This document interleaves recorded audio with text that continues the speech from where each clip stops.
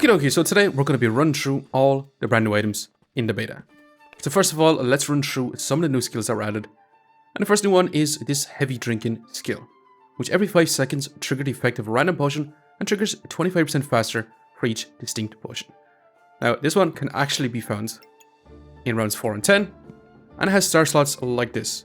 So I've tried this one 2 or 3 times, and honestly, I'm still not sure how good this one is. Basically, with triggering faster for distinct potions, you kind of want to stack as much potions as possible, but then you kind of want to keep similar potions to be triggering the effects of, from my understanding of it.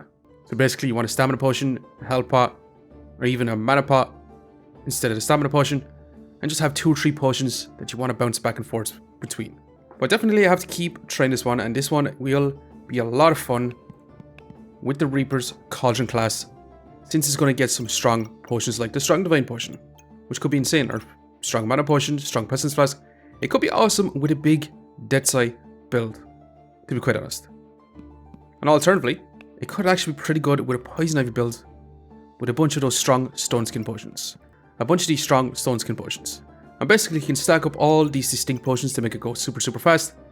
But again, it's going to be triggering random potions, and triggering random potions could be problematic, because it makes it less consistent. But hey, then we got the new skill by the Holyites, which has this star slot pattern, and it can only be found in around 10 also. Now it does have the effect, holy items, which is this icon right here. Holy items have a 15% chance to be on sale. And now eye lamps, and also these eye lamps and Jinx lamps do become holy items. And then all holy items are triggered 35% faster. Now this one actually seems like it could be kind of interesting. If you want to go for a lamp type build, that could be awesome. Or even, specifically, going for that burning banner skill, because this is literally a holy item too. So you could take this and go for a holy stack and builds with the burning banner, even with the sun armor. And with the sun armor, you can make any fire item into a holy item. Meaning you can take your friendly fire and trigger faster with that holy light. So I think that's going to be super interesting with the Pyromancer more than anyone. As for how good it is, I really haven't tried it all that much, so not entirely sure. Then we got Guard Power. Now Guard Power to me seems super strong. It has this star pattern which is kind of crazy looking, and it can be found in rounds 4 and 10. Now I do think this one is much better earlier on, but it can lead to some awesome builds. So every 3 seconds gain 2 regen or 2 empower depending on which you have less of, and then triggers 20% faster for each distinct class item. Which these class items are specifically any of these items are right here. They're specific to the Ranger class, and then if you go to the Reaper class, any of these items here. So if you stack up a bunch of these items, now it doesn't work, say if you're a Pyromancer and you want to stack up a bunch of flames, it doesn't work stacking up a bunch of flames. It has to be each individual item. So say going for dragons or even going berserker with a bunch of the pets could actually be awesome for it. And then if you're stacking up power, you can go for a big crazy busted blade burst. But the fact that it is depending on which you have less of actually makes it a little more difficult to be stacking up what you want. Because if you want to turbo stack and power, you'll end up stacking regen with this. And if you want to stack up regen, you're going to end up stacking and power. Now you can use this with specifically something like the Bloodthorn, which will give you tons and tons of regen, which then you can transform into that Vampirism and spikes. So I think it could be awesome that way too. But for this skill, I think it's going to be really strong in round 4, maybe not so much in round 10. But again, I haven't really played too much with all these skills just yet. Now we do have Blood Manipulation, which can be found in rounds 4 and 10, which is awesome. Now this one I have played more than anything. But this has the effect, deal 20% of your healing as effect damage, and every 3 seconds gain 1 Vampirism, and triggers 15% faster for each vampiric item. Now I think this is literally going to be best, specifically for the Reaper's Nocturnal Locklifter. It can even work with Mr. Struggles, because you could be stacking up a ton of Vampirism, which should be awesome. But say it doesn't always have to just work with the Reaper though. It can potentially work with every class if you want to go for a crazy amount of Vampirism. But this should stack, with a staff on healing for even more on healing damage, making it again super awesome for the Reaper specifically. And then we got Bagtacular, which can be found in round 10 only.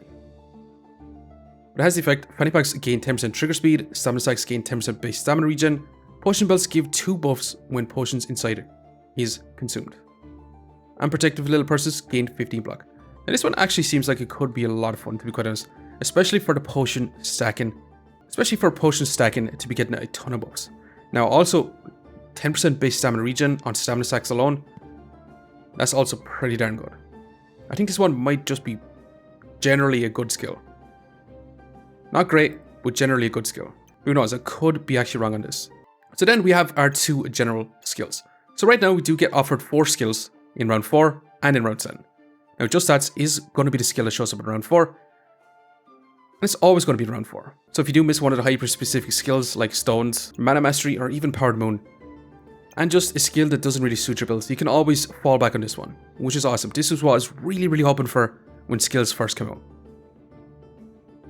Which this one just has a starter battle effect, gain 15% max life, and 20% base stamina regen. So nothing actually crazy insane, but just nice to have anyways, rather than skipping a skill or even selling on your skill. Then we got the round 10 skill, which is more stats and starter battle, gain 50% max life, and your weapons deal 5% more damage. Now I think both of these actually kind of complement each other a little bit, getting a ton of max life. And if you're going for a life stacking build, something like a Cheese Excalibur, then these might actually be the play. And then we got probably one of the most fun skills added in. Uniquely unique, but can be found in round 4 only. Now this skill has the star item right here, triggers 20% faster and 10% faster for each unique item, customer card or platinum customer card. Chance to find unique items plus 50%, making it a hell of a lot easier to find some uniques, and you can obtain 2 unique items extra. So basically, without a platinum customer card, you can get 3 uniques. And the more platinum customer cards you can have, you can stack up more and more unique items. So it would be awesome to try do a run to see how much unique items you could actually get with this. Now it could also be used to try and specifically find a unique you actually want. Or even taking some just for the time being to win out. Now Dancing Dragon could be an awesome one to get if you're going for that Meg Clover win con, getting 100% crits, and stacking up that look super easy. Or even grabbing the Bloody Harvester for when you're stacking up a bunch of vampirism. Or even looking for some badges for say a staff 1 healing type build with the ranger or different character. So I think it's going to be a lot of fun. As for viability, I'm not entirely sure just how good it is actually going to be right now. Then we got Thornburst. Now I have tried this one out. It can be found around 4 and 10, which is kind of a shame because honestly, this skill right now, in my opinion, is pretty much garbage. From my own experiences with it anyway. But it has the effect every 10 seconds, stun for 0.5 seconds, and gain up to 3 spikes up to 3 times. Now to me, this reads that you want to get 3 stuns, and you want to get 9 spikes. And it triggers 5% faster for each spikes. So basically, if you're going for hammer dagger builds to get the value from this, you have to stack up spikes. Now definitely in hammer dagger builds, I don't want to be spending extra golds on actually stacking up spikes, to be quite honest. Now for build turn builds, it might actually be nice to get that 9 extra spikes. But 9 extra spikes is not as great as say taking any of the other skills, to be quite honest.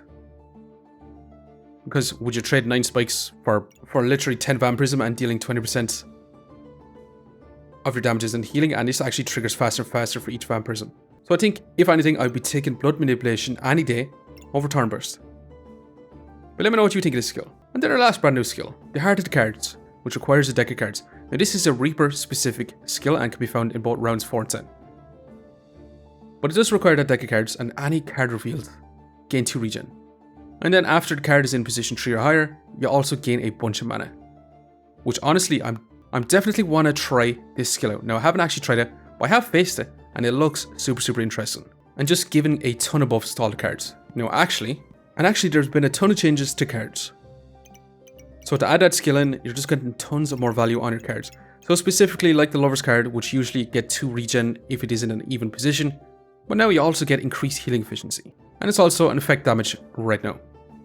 They have defined all their different types of damages between melee, ranged, and effect damage, which is kind of nice.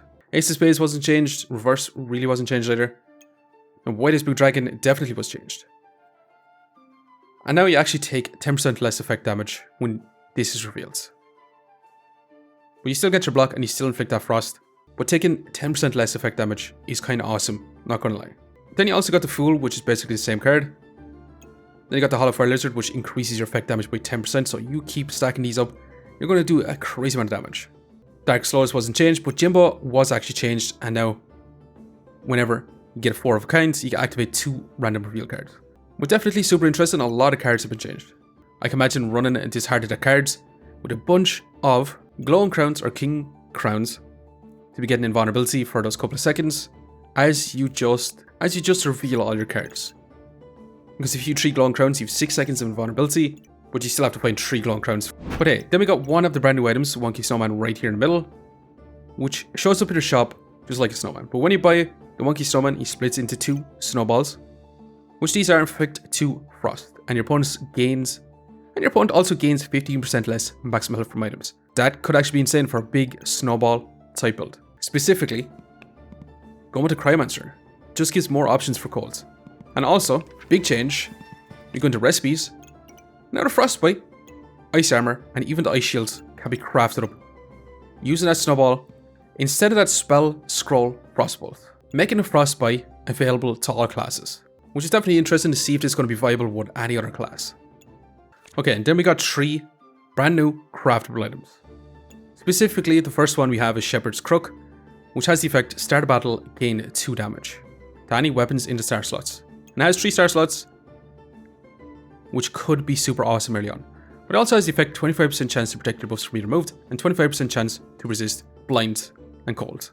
Now, it could be a nice way to protect your buffs, say on like a Bloodthorn build, where your buffs are super important, because if you don't keep your buffs, or if your opponent removes all your buffs, basically your Bloodthorn just becomes a big old stick.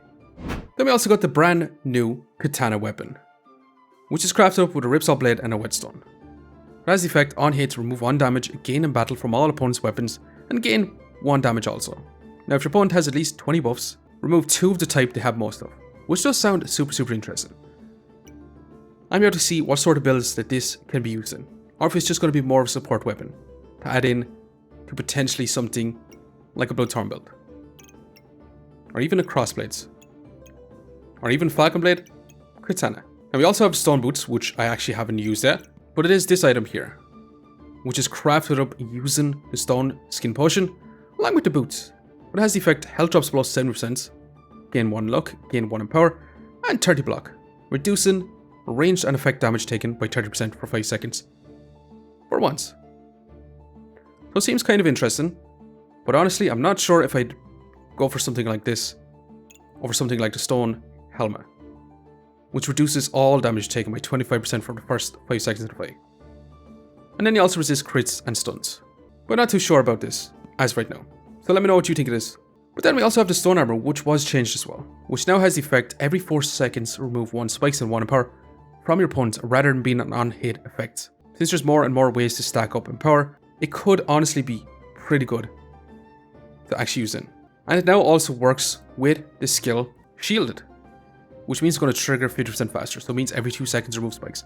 So that could be a nice little combo with Shielded. Now 3 more things. Ice Dragon has been changed as well, and now you also take 20% less effect damage from this. So if you do want to stack up a bunch of Ice Dragons, you can basically reduce on that effect damage. Which we're going to check effect damage right now, and it's any of these items right here. Something like the Unsettling Presence, or even the Staff of Healing, dealing effect damage. And you can reduce that pretty fast with those Ice Dragons. Also the Sun Shield deals that effect damage too. But I was also forgetting about the Piggy Pinata skill, which was changed a little bit. It now has 3 star slots, and those star slots gain a 5% critical hit chance, and it has been reduced in that gold explosion, so it has a little less value, which it was actually insane. Now we still haven't tried this one out in the beta, so I don't actually know what the gold value explosions are as right now. But then we've one little last thing to show, which is an awesome one, which is the new history, which showcases all your previous battles, and you can go back through the rounds and see just how much gold you actually have, and you can fight any rounds in the build history. Now right now we're actually going to run this one up pretty fast because this is one of the builds, and we're going to begin a Reaper running a Frostbite builds. And actually our build right now is keeping up with, but is going to fall short. Actually smashing, that's a crazy amount of vampirism, and awesome. And you can also check your stats and see just how well your build is doing. And then you can also click it again and face a different opponent. So it's extremely awesome. Definitely a nice addition to the game. But anyways, I'm going to leave it here for now. Just want to say thanks for watching. And if you enjoyed the video, please leave a like, comment, or even consider subscribing. And I hope to keep looking for the next one. See you next time.